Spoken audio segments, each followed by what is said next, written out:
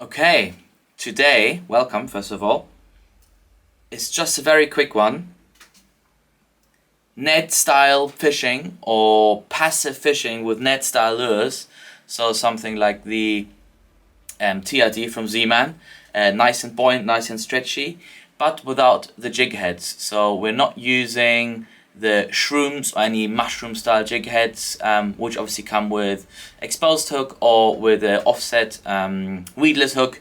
But what we're going to do today is we're going to fish them weedless on a cheb head or on a pegged Texas rig, which are my favorite ways to fish them during the winter, for several reasons.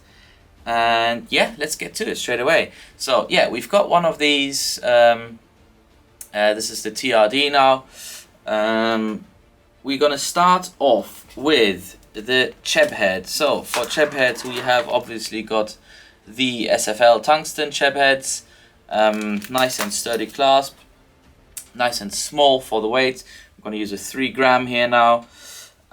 Also for cheb heads, I do recommend the LE versions of all our Gerzer hooks. LE meaning large eye, meaning you will find something like this on your hook, which means you have got, ignore that little bait keeper on there, by the way. This is not what I'm talking about. I'm just talking about the larger eye on the hook, which will give your cheb head a lot of space, or the wire or the clasp of the cheb head, lots of space for lots of movement. Okay, so as you just saw, I've already got a little bait holder on here, which is the Decoy Versatile Keeper. They come in 1, 2, 3, 4 different sizes. This one is the smallest size. With Z-Man lures, you can put the bait holders onto the hook beforehand. With other lures that are not the stretchy, or really with any elastic lures, any stretchy buoyant lures, you can do that, because you can pull the lure over that bait keeper. You know, a lot of the Z-Man or the Jigheads that are designed for Z-Man lures, they've already got the bait keeper on there, on the hook, as on the shank, as sometimes it's a little bulb of lead or whatever. So same here, you can put them on before. With other lures that are not made out of this material, you would put the bait keeper in while you rig the lure. Anyway, let's start off. I think this color is maybe a bit nicer. See, so again, you've got the slightly more bulbous side, which is also a bit rippled on the top here. This is the side we want to move in the water. So we're going to start on the other side with the rigging process. So first thing that I do, I check how long this part is, that little part in front of the bend of the hook. Then I hold them together like this, and then I'll see, okay, I need to come out round about there. So that's exactly what I'm going to do. But this one is oops, dropped it. This one is a little bit shorter one. Oop. And then, like I said, so now it looks like the bait keeper is completely in the way there, but with the Z-Man, you just pull it over and it sits nicely in place like that. So next step is you'll just check roundabout, you literally just do that. Then you'll see where you need to go through the lure with your hook, and then you do that nice and straight like so, and here we go, ready. Yeah, we've got a nice little SFL quality lure stuff, tungsten cheb head, to pair that with 3 grams in this instance. Boop. Boop. Get that in there. And we are ready. for some river, canal, or stillwater perch, whatever, or chub, obviously. So now obviously you've got the flexibility here, especially with that large eye, but obviously mostly because it's a cheb head and not a fixed straight jig head. So what that does is obviously it gives the lure a bit more movement with the current, so it'll stand up at any time basically, because these ones are obviously strongly buoyant or heavily buoyant. But also imagine the fish will come from behind or from the side and suck in the lure. It'll just, for the first instant, at least for the first few centimeters, it'll only have to move the weight of the lure and not of the jig head.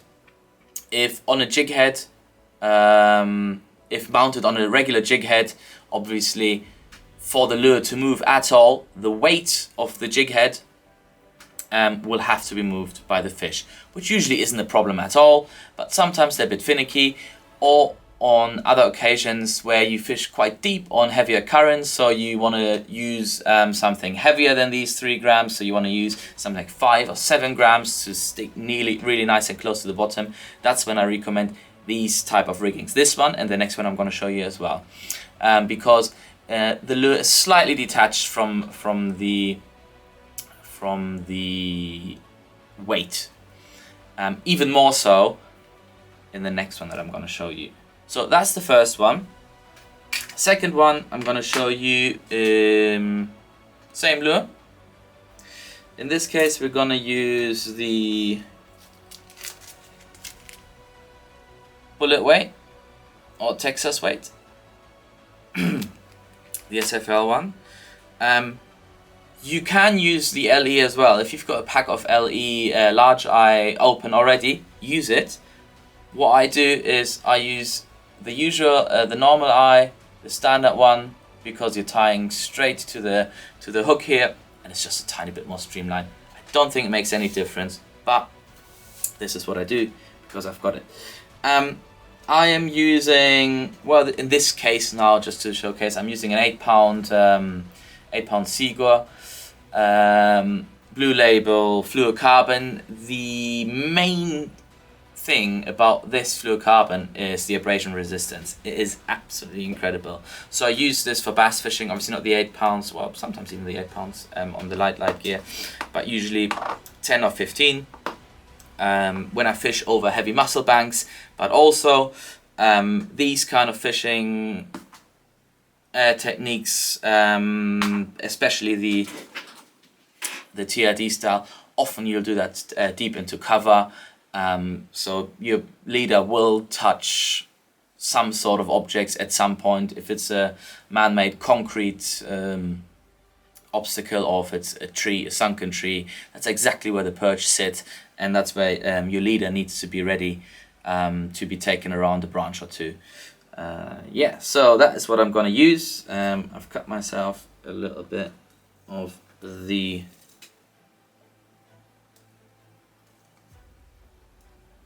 leader. So what I start with is a little float stop, or however you want to call them, rubber stopper. I mean, they were originally float stops, but obviously you can use them for anything. This one is a small version from Gerza, I believe. Well, I know that we've got them in stock at least. I'm not sure if these are the ones I'm using here. But you get that on there. One on there. Then, next thing, bullet weights. So, our bullet weights have got an inline tubing, which is very important in my opinion, especially with tungsten, because tungsten is a very hard material, and the coating will always chip a little bit. Some do more, some do less, but even the ones that say they don't chip at all, they do chip a little bit, which is completely fine and completely normal. But it will always create some tiny sharp edges. And in this case we need an inline rubber or plastic tubing which will protect your line or your leader, especially when you fish thin leaders, 6 pounds, 8 pounds, 4 pounds some people fish. I don't tend to go down that far in breaking strain, but some people do, and especially then inline tubing is essential. So that goes on, and then what I do is, even though we've got the inline tubing, I put another one. I fish my Texas most of the time without any glass rattles, glass beads for the rattle. Sometimes I do, in this case I won't. So yeah, here we go. Have a look at that. That's nice and wedged in between for the moment, so it's out of the way. That's what I do for the travel as well. I just wedge it in between the two stoppers, so your weight doesn't go up and down the line and, I don't know, smashes onto the blank. And yeah, then we're going on to just tying this to the end of your leader, whatever knot you use for that.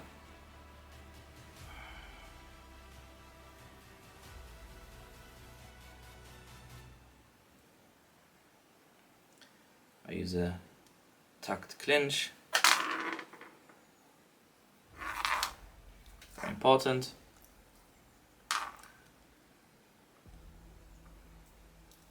Test your knot. Careful, don't pull that hook into your finger. Don't do this. Use your scissors.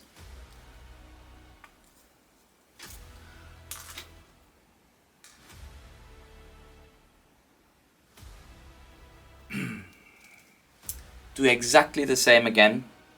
In this case, now I'm gonna, because you, as you might have noticed, the bait keeper wasn't on there yet, so I'm gonna put that on when I would put it on for lures which you can't pull over, even though you can pull this over. So we've got a pink one now in this case. Boop. So I did the first step. So with any other lure but Z-Man or elastic lures, I would now, when you've done this step, put that little versatile keeper.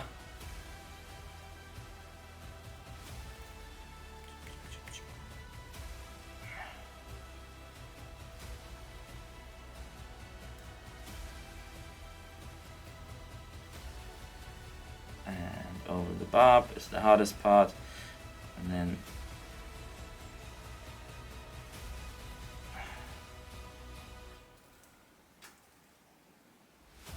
keep it in place nicely over there, you can see.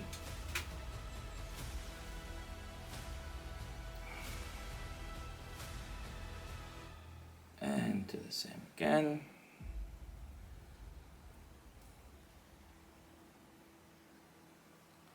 And that's not quite as centered as I'd like it.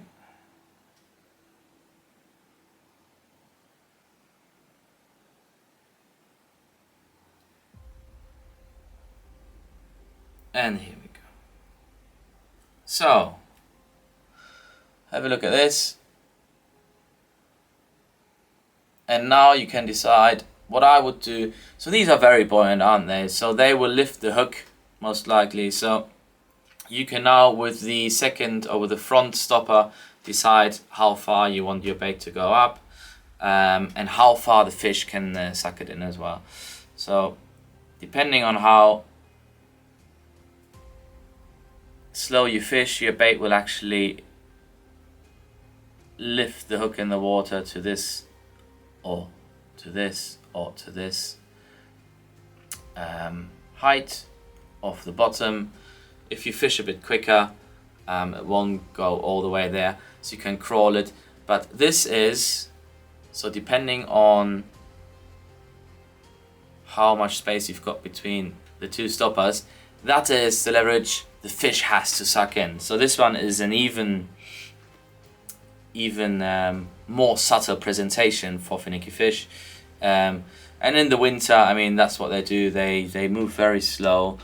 They'll hover on top of your lure and they'll check it out. And there's lots of time to they'll test the lure. You know, they'll suck it on and see if the lure moves naturally.